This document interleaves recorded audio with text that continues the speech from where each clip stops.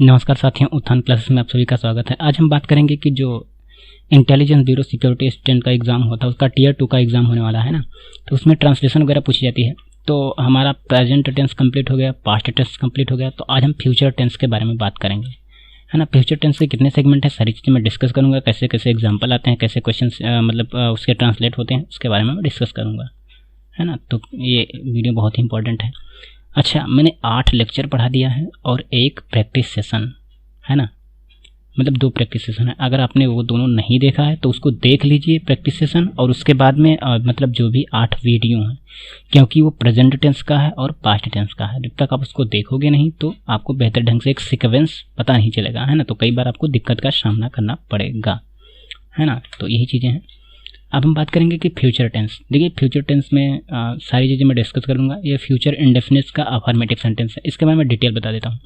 जो future tense के segment दिखा रहा है कि इसमें 4 मतलब टाइप होते हैं। मैंने पूरा डिस्कस कर दिया था पहले ही वीडियो में, मतलब जो भी पढ़ाया था। तो ये फ्यूचर का है। ये पर्पल कलर डिनोट कर रहा है कि आप फ्यूचर इंडेफिनिट टेंस के बारे में बात करेंगे। इसमें भी फ्यूचर इंडेफिनिट के 4 मतलब सेगमेंट होते हैं, affirmative, interrogative, interrogative negative and interrogative, है ना। इसके भी स्पेशल केस होते हैं, उसको मैं भी डिस्कस करूंगा। आप मतलब ये आपको बहुत बेहतर ढंग से समझ में आएगा, कोई दिक्कत वाली बात है नहीं है। अभी मैं बताता हूँ कि कैसे क्या चीज़ें होती हैं।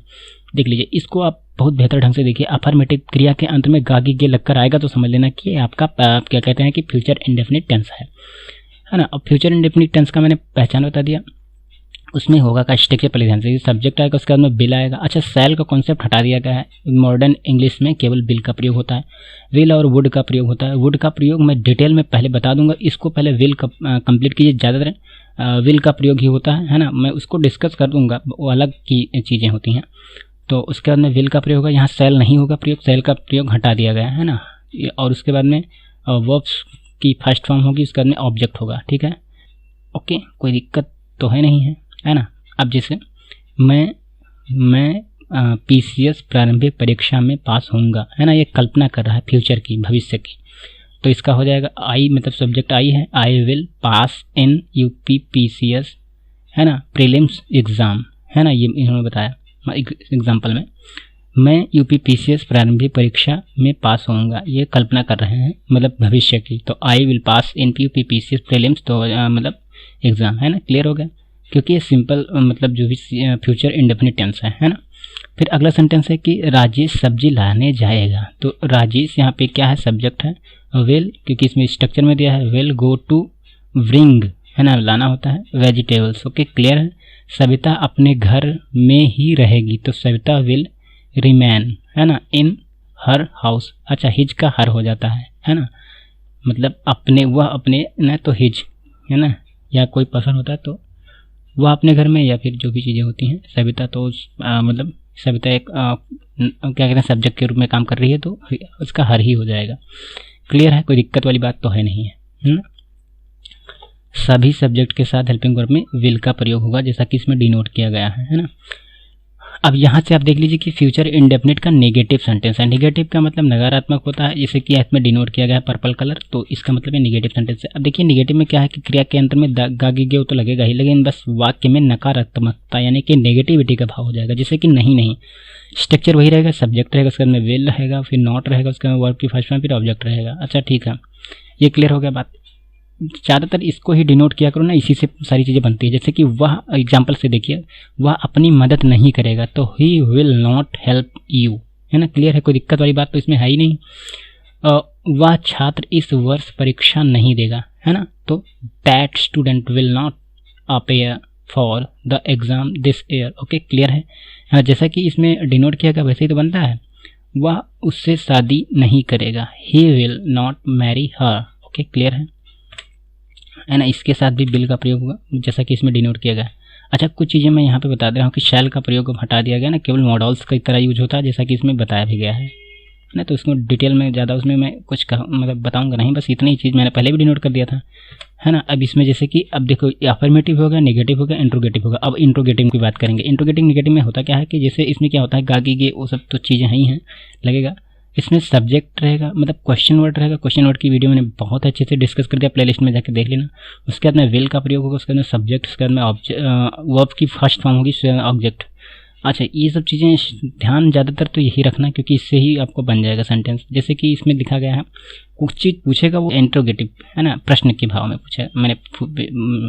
मैं बता रहा हूँ फिर से, जैसे जो इंट्रोगेटिव होगा वो उसमें प्रश्न का भाव होगा, है ना, प्रश्न का भाव। नेगेटिव तो हो ही गया है, जैसे कि इसमें हमने बता ही दिया था कि वो अपनी मदद नहीं करेगा तो नॉट लगा था ना, ये नेगेटिव का है ना सेंटेंस। अच्छा ठीक है, समझ गए होंगे। तो इंट्रोगेटिव में क्या होता है, इंट्रोगेटिव ये देख लीजिए, इंट्रोगेटिव का मतलब होता है प्रश्नवाचक चीज़ें, है ना। जैसे कि इसमें दिखाया गया है, डिनोट किया गया है कि जैसे मान लिया क्वेश्चन वर्ड यानी प्रश्न पूछेगा, उसके बाद में बिल, उसके बाद में सब्जेक्ट, फिर उसके बाद में वर्ब की फर्स्ट फॉर्म, फिर ऑब्जेक्ट। अच्छा, ये कोई भी चीज़ें होती हैं, जैसे आप सेंटेंस बनाऊंगा तो समझ जाओगे। जैसे कि अगर आपको कोई सेंटेंस बनना है तो उसका उत्तर अगर हाँ या ना में दे सकते हो तो क्वेश्चन वर्ड नहीं लिखा जाएगा, केवल हेल्पिंग वर्ड पहले लिखी जाएगी, है ना। बातें अभी क्लियर नहीं हुई होगी, अभी मैं बताता हूँ तब क्लियर हो जाएगा। जैसे इसमें लिखा है कि ये एग्जाम्पल देखिए, आप अपने मकान की मरम्मत कब करोगे, है ना। तो कब करोगे इसका उत्तर हाँ या ना में नहीं दे सकते हो, इसको बताना पड़ेगा, मैं कल करूँगा, परसों करूँगा या अगले साल करूँगा।